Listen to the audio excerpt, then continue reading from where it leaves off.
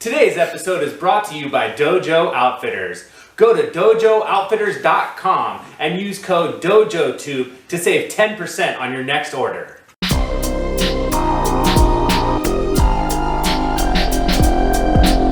Give me a little countdown. Dojo Outfitter family, what's going on? Welcome back to the show. Today we got my boy Sam Hardy. What's up, bro? What's going on, boys? Dude, This is all right. you know what? It's funny how when you meet people, how they can turn out for you. Yeah. And what I kind of mean by that is I guess I never expected our relationship to get to the point of where it got. I always thought you were a super chill, super cool guy, but throughout my jiu-jitsu journey, you have been one of my staples, bro. Dude. And you've helped me with a lot of stuff, bro, from mentality to helping me with rubber guard to coaching to hard rolls to life to everything, bro. And to have you on, bro, I just wanted to start off and say, man, I appreciate you a lot, bro, and I'm happy to be friends with you. If you're listening, I'm blushing. Yeah, man, it's pretty wild. You know, it's funny you say that because I still have the first image of you ever. I think you were wearing an all blue kit and you had the almost man bun going on. Do you remember that when you used to braid the beard too? Yeah. And you were strutting, dude. You were peacocking First open mat, I'm like, who is this dude who came to match the mats? You were wearing the same exact color as the mats. I've never seen you in the gym before, and you got the braids. Camouflage, bro. I'm like, this dude is Zoolander, just fucking Hansel walk. I'm like, he's got to be dope, or else it's the exact opposite. You know, I'm like, this dude has it. He's got some Prince shit going on, or he's confused and maybe he's lost. And well, turns out, you're the former. But dude, you know what's so funny is really where our relationship sparked was because I snuck into a 10th Planet Facebook group. You did. I snuck my way. Somehow I got accepted into this 10th Planet Facebook group, and I was just, dude, what's it called when you're just watching, but creeping. I was creeping. You were lurking. I was lurking. Yeah, That's right. Dude. I was lurking. You're bro. Crocodile in the I wasn't cut, liking anything. I wasn't posting on there. I was just there to see what's up. Then all of a sudden, you're I can't remember. I think you were looking for money for Christmas or something like that, and you were offering discounted lessons. Discounted dude. lessons. You jumped on that. And all of a sudden, I'm hitting you up, and you're like, "How did you know about this?" Yeah, that's members only, and then you got kicked out of the group. I got kicked. Yeah, so you got now kicked I am no longer in that group. But we went with the lesson plan. We still did. We did. I was like, Bone, he made it in, man. He earned it. He We still deserves did. it. Yeah, that was tight. Dude, so I'm actually curious because I don't know this question. How did you start in jiu-jitsu? Oh man, the short story, which isn't too short. My best friend growing up, this guy named Adam Colorado. He's a pro fighter. He runs a gym called Legends Martial Arts in New York now. We became buddies in I think 8th grade. We met in 6th grade and we hated each other for 2 years and we fought so much. I hated this kid with all my heart and we would just scrap at lunch. And anyways, we ended up being really good buddies. And then after high school, he moved out to Hawaii, to Hilo, and started training at Boss MMA with BJ Penn. And I went and visited him when I was, 23, 22. And I met his roommate and I just hit it off with his roommate. And sometimes you're nervous, right? You're like, this is my best buddy. This is his new best buddy. I hope we're fucking tight or else there's going to be drama, Yeah, you know? who are you, guy? Yeah, what's up, I was man? here first, Don't my give guy. my buddy hugs. And me and his roommate hit it off, and I invited his roommate, who was also a fighter out in Hawaii. I think they were the only two Howley guys at Boss MMA. So these guys are taking lickings, you know? And I invited his roommate back to Portland. And I was like, dude, I got a job for you this summer. I know you're trying to do other things. You'll be taking teenagers out in the woods, teaching them job skills and building trail. It'll be cool. And there's a gym down the street you can train at because, I know you're trying to fight and do jiu-jitsu. And his roommate was like, all right, fuck yeah, man, I'm in. And his roommate's PJ Barch. Oh, yeah. Yeah. His roommate was PJ Barch. And so me and PJ, best buddies, which is the coolest thing to have, like, you know, my oldest homie alley-oop me, another best buddy, bam. And after a couple weeks, PJ's like, dude, you know, man, I think you really like this, man. I think you should check it out. You know, there's this weird squirrel guy, and he does different stuff. And there's a quiet, lanky guy, and it's different. I've heard about this jiu-jitsu, but I've never done it before, man. And I was like, fuck that, P. I don't want to do that, man. Bunch of bald-headed dudes with flame tattoos trying to fuck me up, man. Like, let's go surf. Let's go hang in the woods. No thanks. And he kept on bugging me. And finally, my sister, who was visiting, she's my older sister, she's like, you know, Sammy, you got to do this. You're not doing shit in the house except, you know, hanging out in your wood shop. So go try it. So he dragged me in. And my first class ever, if you have a fundamentals program at your school, you go thank your coach. My first class ever was me, PJ, and Nathan Orchard in the Ratty Alive MMA cage doing spiral guard, inversion to crab ride back take to rear naked choke, spinning off the armbar. First class ever, dude. I was terrified, but I was hooked. Like instantly. I went home in the mirror. I'm like, did you like that? Yeah, you like it? We like it? Are we doing flex a little bit? Like, I think we're stronger already. It's Still awesome. have the rash guard on? You're like, yeah, this thing looks awesome. I'm wearing this in the shower and maybe to bed. But yeah, man, so I owe it to PJ and to my oldest, you know, one of my oldest friends, Adam. And I just think it's so wild because how many cats, it's one thing if maybe you stay in the same hometown as like your best friends, but, you know, Adam and I were all over the world, and PJ too, you know, just different countries, different places, doing totally different things. And now we all, you know, we're all running gyms and we're competing professionally, and it's the most special thing in the world, man. Yeah. You know? But it all makes sense, I guess, if you think about it. It Yeah. seems almost outlandish sometimes when I think about it, but I'm like, nah, we're destined for this, you know? Yeah, well, I'm glad that you brought that up because kind of the reason, I mean, obviously I wanted to have you, but something happened a week ago that made it so where it was like, dude, I had to have you on the show. I had to have you on the show. And what's funny is that we actually rolled on the 4th of July. J-May was there too. I remember. And hadn't seen you guys in a minute. And we ended up rolling like towards the end of the session. And it was probably like one of our most savage rolls ever. Oh. And I remember thinking to myself, 4th of July, right? So, I mean, fast forward, we're like into September. Mm-hmm. I remember I was like, dude, like Sam is there, man. Like I've rolled with a lot of black belts, right? But I was like, dude, Sam's there. And that's how it felt for me. You know what I mean? Like I've rolled with a lot of people, but it's so hard to tell, man. It's so hard to tell. Like sometimes you feel yourself, you know, and you're like, man, you know, that visiting black belt or the brown belt, like, oh man, I tuned him up. Or you go visit a school and, you know, you tune some guys up. But my scale has always been so twisted just because Phil's so fucking smart, you know, and Nathan is so savage. And so I was like, well, I do well against these other guys, you know, when I go other places, just, you know, head to head, roll to roll. But when I come home, like I got these guys who are on my ass. You know, Nathan, I don't think I've ever taken whoopings that bad. And I've rolled with Eddie Cummings, and I've rolled with some bad dudes, you know, and like traveling around. So my skill was always a little off. And I think that was a really good thing for me because it made me a lot less concerned with it. Of course, everybody's like, man, when am I going to get the next belt? I remember 2 promotion ceremonies ago at our school. I was terrified. I just had my head in my hands. I'm like, I've been rolling really well. I've been competing well. Please don't do it. Please don't do it. I don't want it. I don't want it. I'm happy. I'm good. And it didn't happen. It's like, thank God.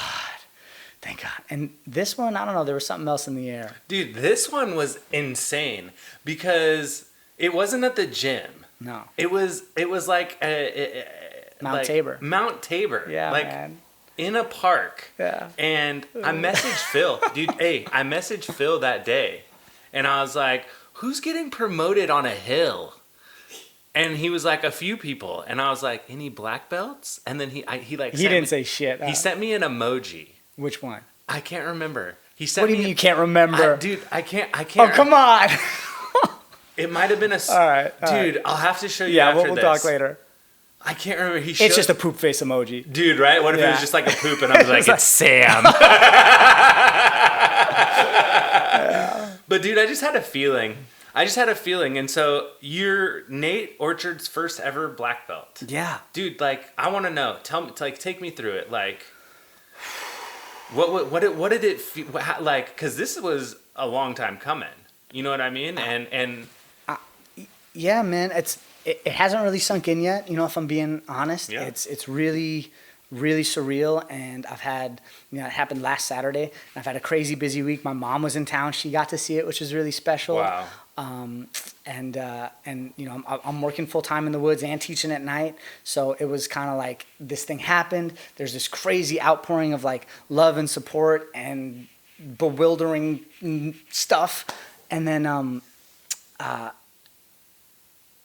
I had some stuff come up at work and in life, some relationship issues. The next day, I went and I surfed all day Sunday, and I get on the phone and I hear some news, and I don't really want to get into it too much, but it just reminded me, it's like, oh, life's still happening. Like black belt or not, people I think hold black belts up on a pedestal, sometimes, and I think that's kind of silly. I mean, of course, you respect like hard work. And that someone has gone through something really intense to be recognized by their peers in that way, but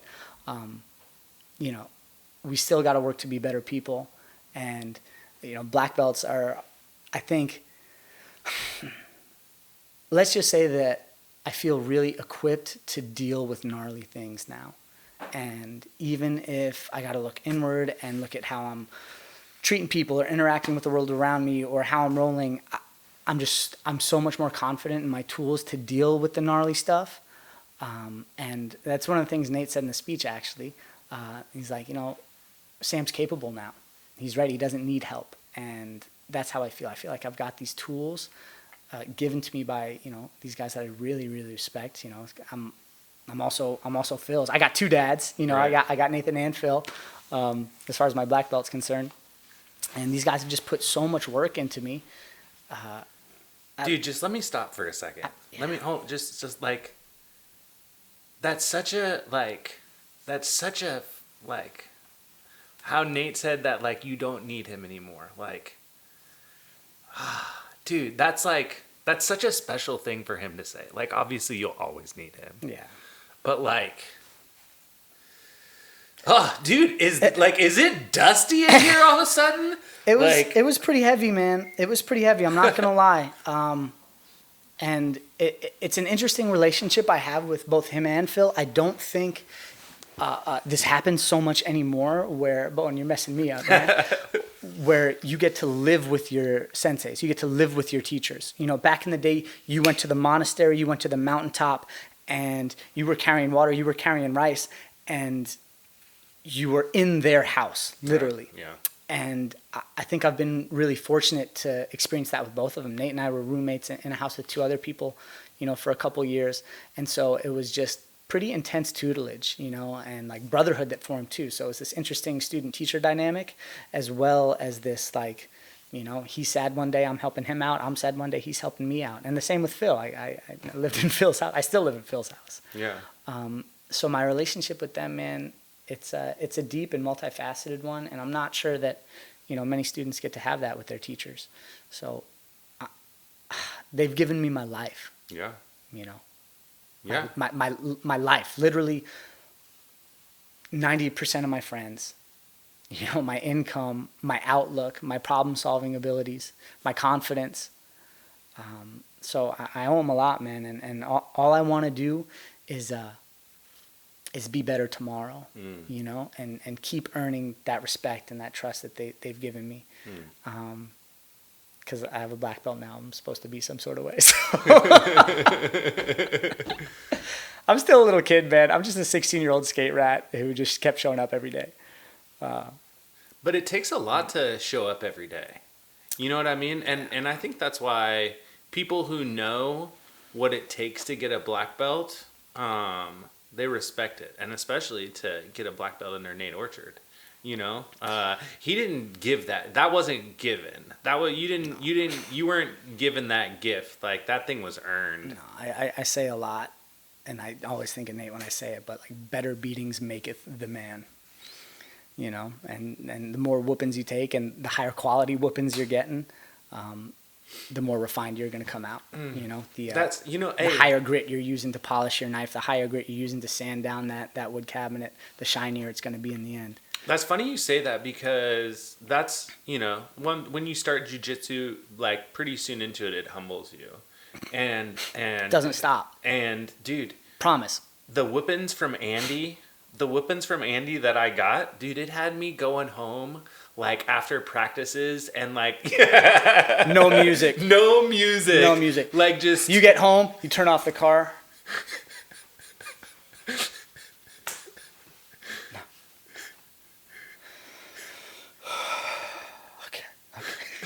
Okay, Maybe you lie back. You're like, am I even gonna go inside right now? Yeah. I don't know. How was practice, sweetie? We're not talking about practice tonight, hon.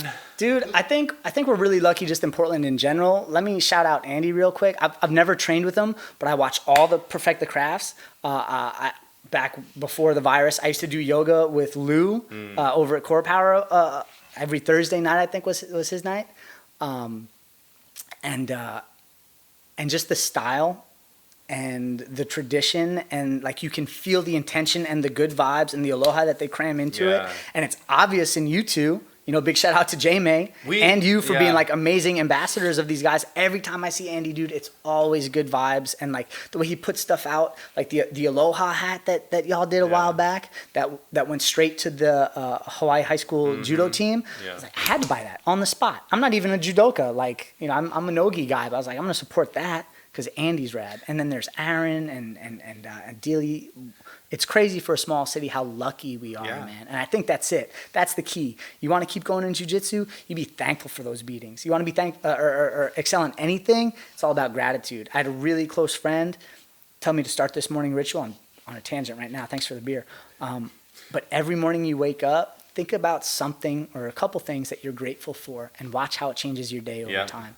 And so like you're sore, be thankful for that. You got your arm popped a little bit, be thankful for that. You did well, and coach saw you do move of the day, be thankful for that. You got a sensei who's hard on you, but you know he loves you, be thankful, man.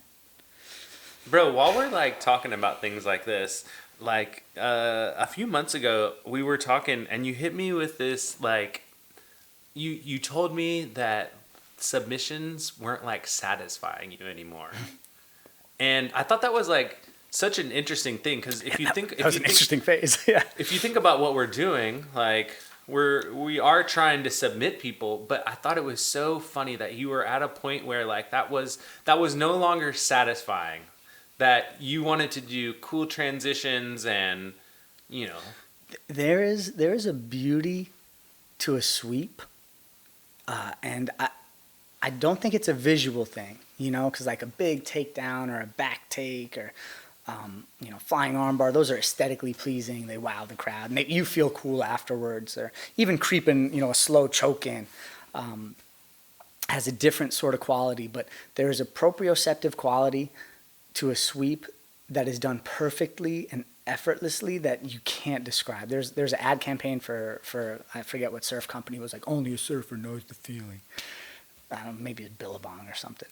But I can't describe what a perfect sweep feels like, where this person is all of a sudden weightless in front of you and you're not trying at all, and they hit the ground and they barely make a sound. Like, that's it. That's a pure feeling. It's a pure emotion. It's a pure state. The first time you ever heard your favorite song, that was pure. The first time your girl told you that she loved you, that was pure. And you can't replicate that. And there's certain things in jiu-jitsu that are pure, that are undeniable. And so while submitting someone is cool and being like, yeah, I fucking killed you, man. Got your arm, got your neck.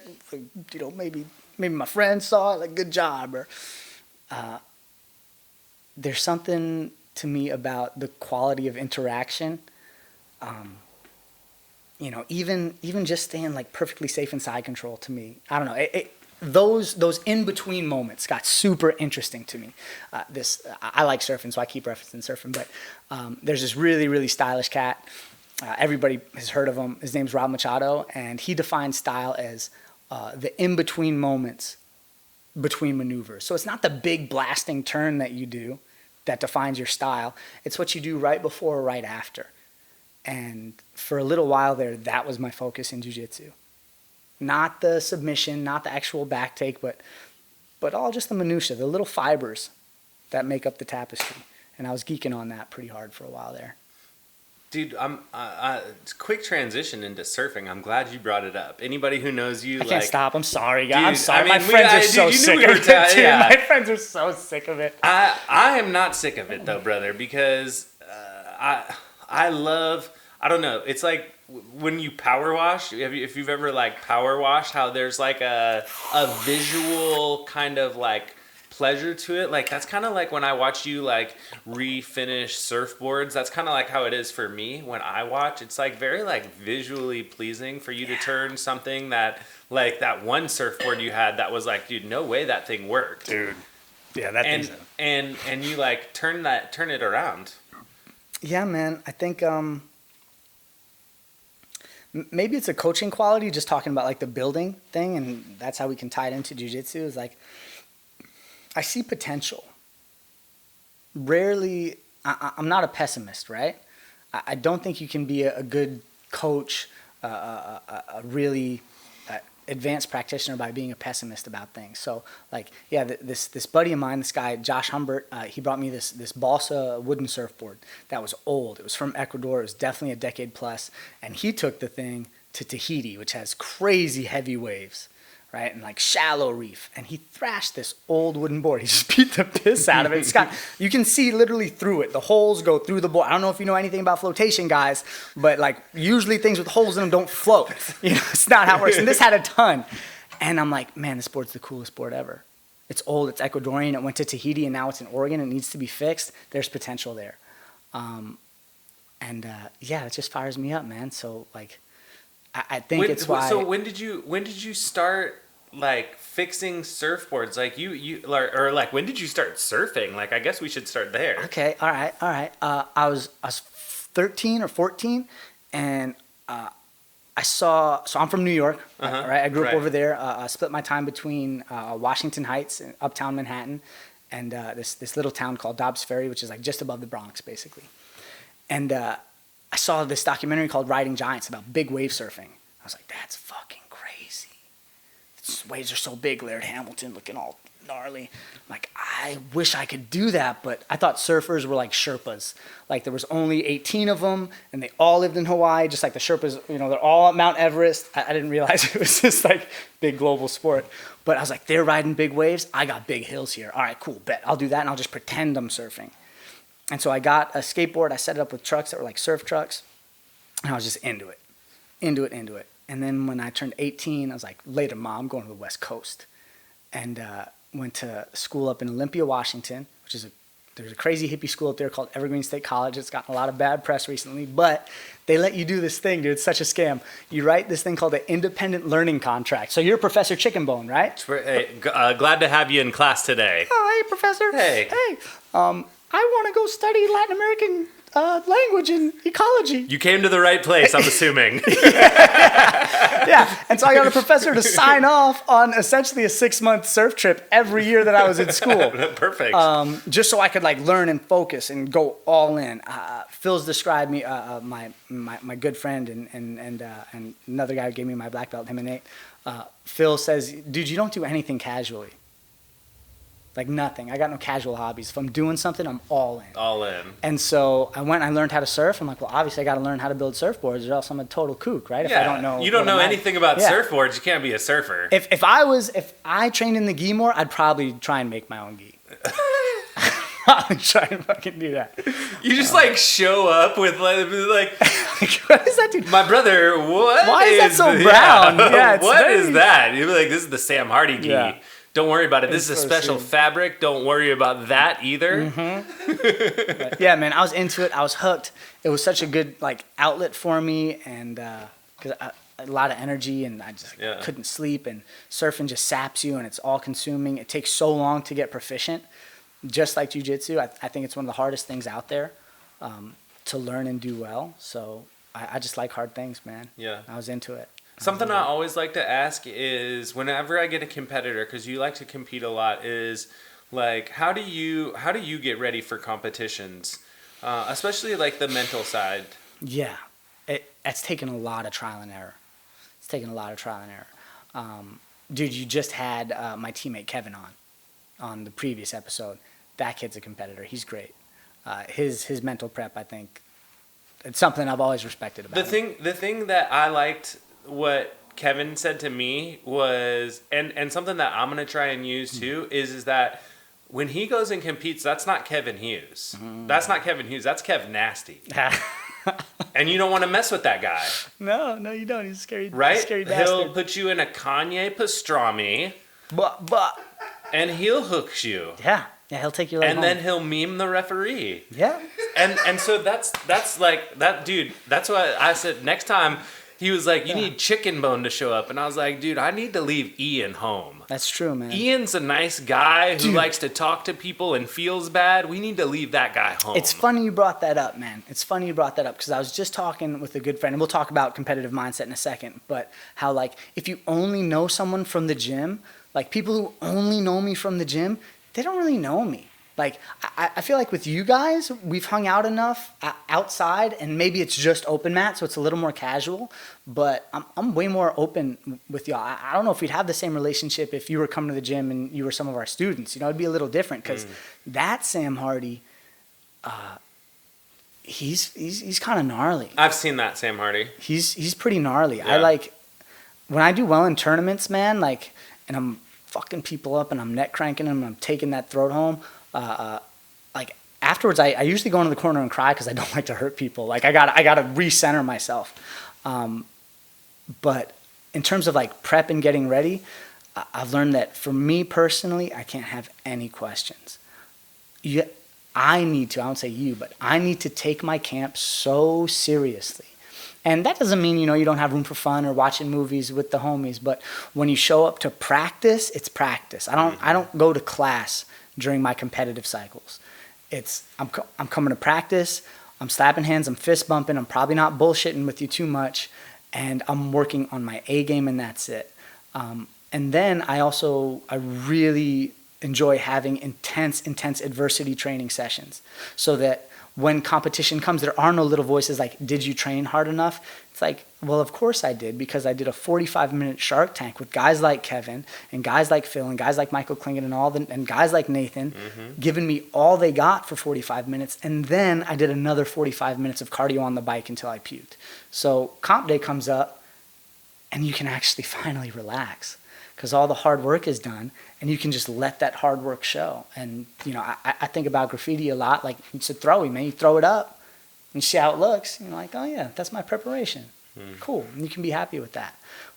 What doesn't work for me is when, you got family in town during camp, or life gets in the way, or, your training partners weren't around for you, and when there are those questions, I don't tend to feel like I perform well. Now, I've gone in like I'm a little under the weather, I didn't train so well, and yeah, I'm loose and I did okay. But especially now that, since brown belt and competing with the deep end of the pool, I find that just adversity and preparation does a lot to quiet those small voices. And, and there's all the minutia of, like, your diet and your sleep schedule, if you want to be a pro. But I think having the confidence that knowing you prepared as well as you possibly could have is so freeing. The discipline, it's kind of like this paradox, right? The intense discipline that you impose on yourself ultimately will free you, so that you can be loose and beautiful and dance your best dance. Because if not, you have consciousness of self, and that inhibits your movement. Yeah. Well, one of the things that Nate said to me is that when I told him that I was nervous, he was like, you have to know that you're going to be nervous. You know what I mean? Like, you have to, like, know, like, it was just such a, like, black belt thing, like, such a wise black belt thing to say. And I was like, it's so true. Nate's full of them, man. I feel like he and Phil are so dang creative. It's intimidating. I just like, I'm gonna try and guillotine you. Big surprise, Sam. I'm gonna go for a takedown. No, takedown, guillotine you. These guys are like, I wonder if I get upside down and I bounce off the wall, and if that squirrel outside makes eye contact, then maybe I could re-radiate the energy, and all of a sudden your pinky's like, they're so creative, it's nuts. And you got wrist locked by a squirrel. Well, there's a guy in town that'll do that to you, actually. Big shout out to Aaron, you gnarly bastard. Oh, dude. Yeah, he's something else. But what were you saying? I was preparing for Submission Underground. I was warming up for the match. And I hate being cold, man. I'm a Chihuahua. Like, I just got, I'm like you guys. I'm skinny, dude, low body fat. I hate being cold. It's 80 degrees outside. I literally almost brought a beanie in here because I was scared I was going to be cold. But I'm sweating. I'm glad you guys got the heat on. Good looking out, Andy. But I was in the basement of the Roseland Theater, and I got like 6 sweat layers on. I'm like, oh, man, I hope I can get warm. And I got nervous. My heart started beating fast. Duk, duk, duk, duk, duk, duk, duk, like through my chest. I was like, oh, well, what if I just use that? And instead of being nervous, I was like, my heart's getting me ready to do this. Oh, tight. So I just start, breathing deep and riding that heartbeat. And I think that was as a purple belt. And since then, the nerves, at least like right before, it ain't no thing, man. That's your body helping you out. Your lungs start to open. Getting you your ready for eyes get a battle. little wide. Yeah, so like know that, expect it and use it and ride it. Everything leading up to that, those like restless nights, like, what if I tap to something stupid, or what if he highlight reels me? Like, you'll sort that out in training. When you're rolling, you're not thinking about that. Yeah. That all goes away. So. Well, Yeah. what's your plans for? It's been like a wild year, but a super wild year. Like and like as I like think You about ain't kidding, that, Bone. as I like think about that, like I feel like it's only right that you got your black belt like during this time. Like it just makes as weird as it sounds. Like as weird as that sounds, it just like seems right. Be like, yeah, dude, in the middle of this global pandemic, that's when Sam got his black belt. I was thinking about that. I kind of thought, like, at the beginning, we're 3 months in, and we had a promotion ceremony scheduled, but we had to scrap it. I was like, man, how are people, like, I saw a couple promotions come up. I'm like, have those guys been training? Like, we've been training, but maybe we're special. I'm like, nah, man, people find a way. So, man, there's a couple of things about that, Bone. That's a little multifaceted. But I'll tell you what, we had some crazy fires, some crazy, gnarly fires in Oregon. And like, a lot of people really suffered. It was gnarly. So if you can help those people out, please do. But the promotions were on a Saturday, and the smoke cleared the day before. Portland was blanketed. You couldn't go outside. It was bad. The smoke cleared the day before. And at most, we had like maybe 10, maybe 15 of our grapplers in any one place at one time. And we all hiked up this mountain, this dead volcano in the middle of southeast Portland, overlooking the city, overlooking the mountain on this beautiful, clear day. And, hundreds of our people show up. And we're together for the first time, like all of us together for the first time. Now you're going to get me, in a long time. And, Nate came down from Seattle. He went up there to start a family a couple years ago, so we don't see him nearly as much. And I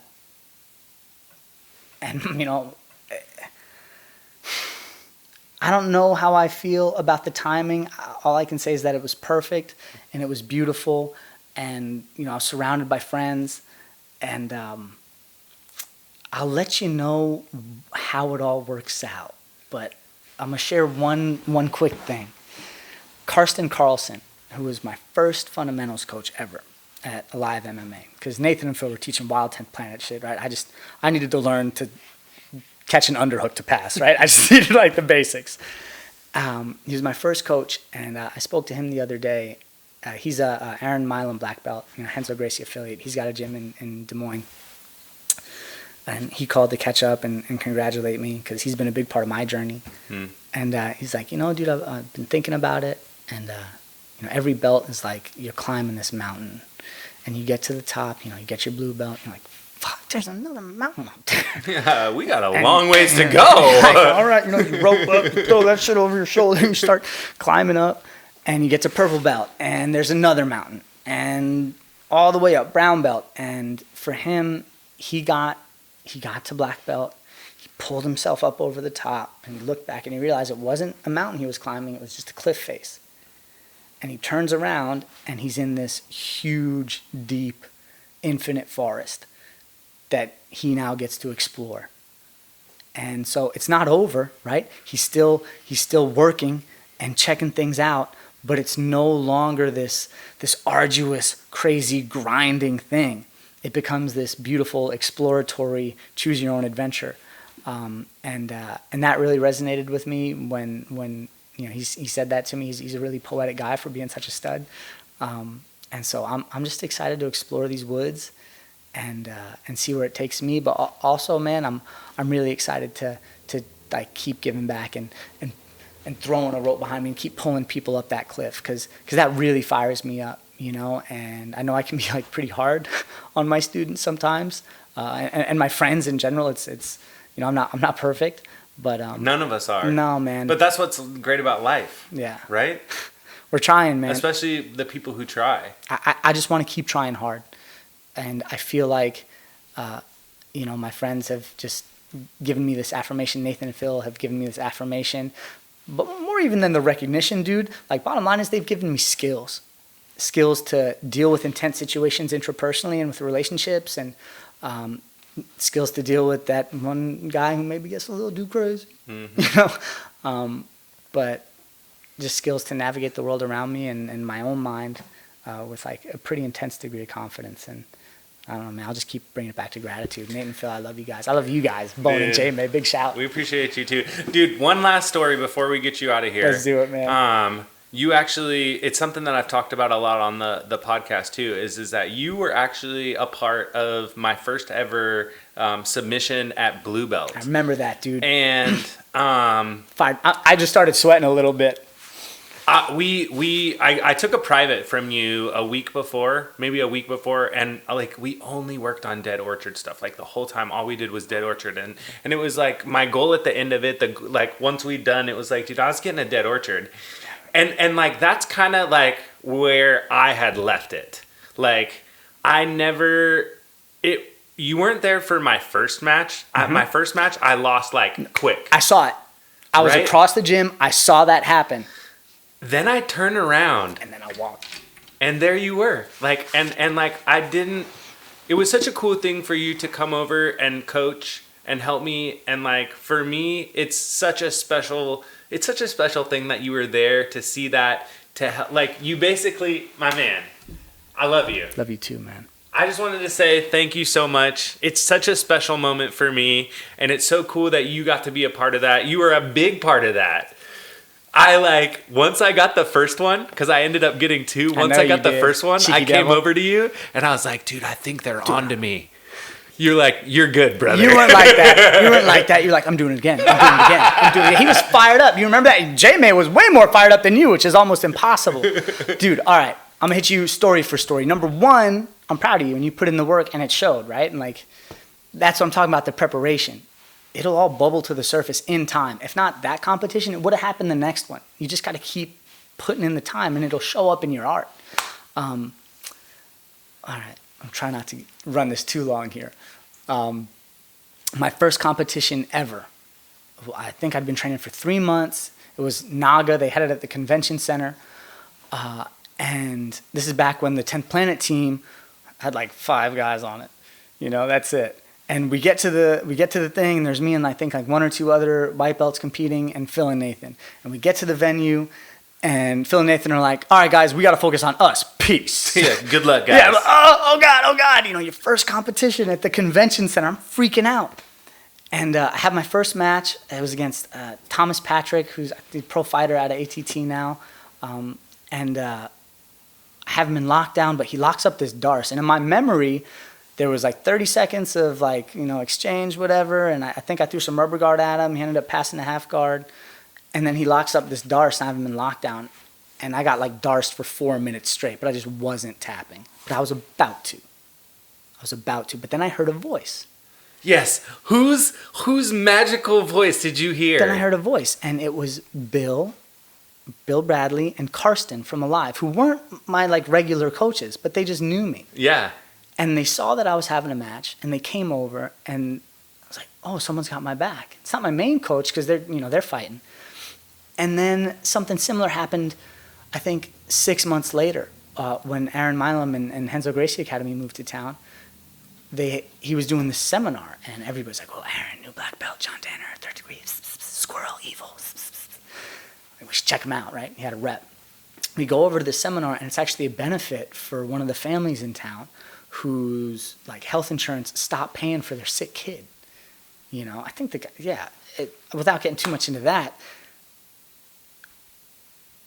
all these guys, as a white belt, right? All these guys, these men who are practically gods to me, are in this room coming together to help this poor kid out. And they bring the kid out, and everybody starts fucking crying, man. And that's when I realized, I'm like, oh, yeah, you can learn how to fight. You can learn how to fight, but that's not what this is really all about. This is really about trying to take care of each other, you know, and figuring out the best way to do that. And push each other, because fighting's hard. Yeah.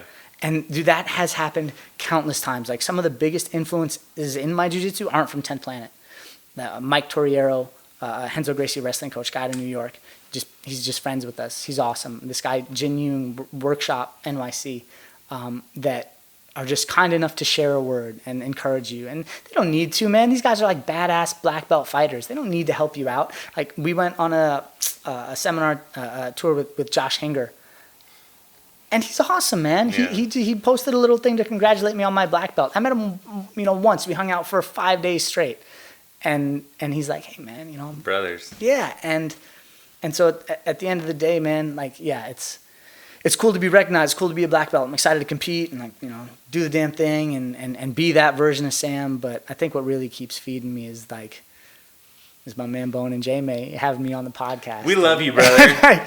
And just all the awesome friends that you make. And we love you, brother. And, you know, just you got to try and be good to the people around you and be better to them tomorrow than you were today. I'm excited for you to see me when I get my black belt, brother. I'll be clapping. You're going to have to, Andy's going to have to bar the door or something. Yo, Dojo Outfitter family, peace!